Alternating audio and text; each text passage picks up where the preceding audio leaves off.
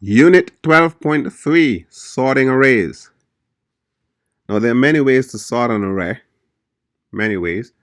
There are some well-known ways called bubble sort, selection sort, insertion sort. There are a bunch of them, but what I want to show is the API has a sorting method.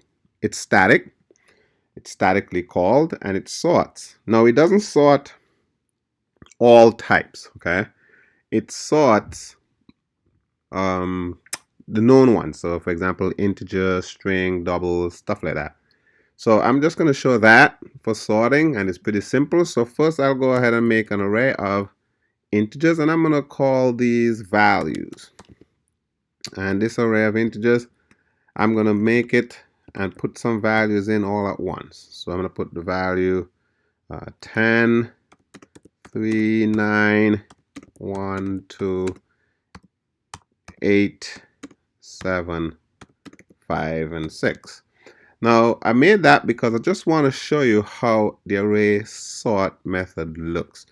It's arrays dot sort, and then you put the name. I'm going to undo that. That's a parallel sort. Don't want that one. I just want the arrays dot sort, and I'm going to put in value. The name of the array goes in here.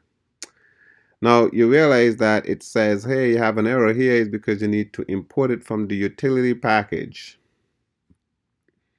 So once I import that, and it's gonna give me, let's scroll up to the top, it's imported. So now I could go ahead and check to see what happens to this array.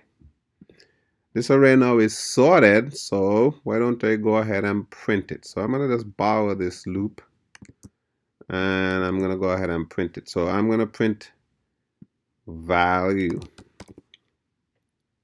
So I'm going to go ahead and put value here. I should say values, because it's better to name it right. It's not one value, it's many of them. So that prints it, and let me go ahead and put a new line print on the. So right now this values, let me go ahead and put the word value as well, so we could see that it's the values that's are printed here. So for values. All right, so let me go ahead and run this and check out the values. So I think I put value instead of values. Put a slash n because it was on the upper version, line there. Let me go ahead and run this. All right, so here are the values, okay? It's sorted. 1, 2, 3, 5, 6, 7, 8, 9, 10. So just by writing this nice static method here, this values is gonna be sorted.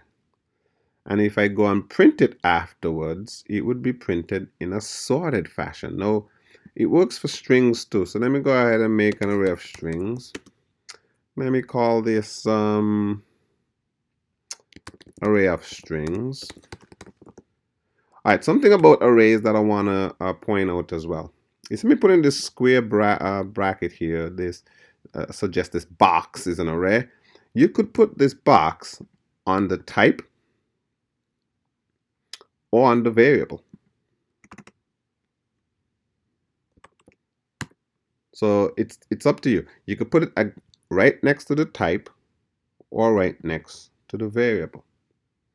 And that means that it's just up to you how you're thinking about it. This says it's an array of strings, or this variable is an array. Like if I take this off and put it over here, I'm just going to put it there, even though it's incorrect to do it both places. Well, not incorrect, but we don't want to do that. This is an array, okay, and I'm saying the variable is an array. That's one way to think of it. And this one here is an array, and it's saying it's an array of strings. It all depends on how you think about it. But I'm going to put some names in here. So I put Zender. I'm just going to find any old names here. Let's put Ken. And let's put Warren.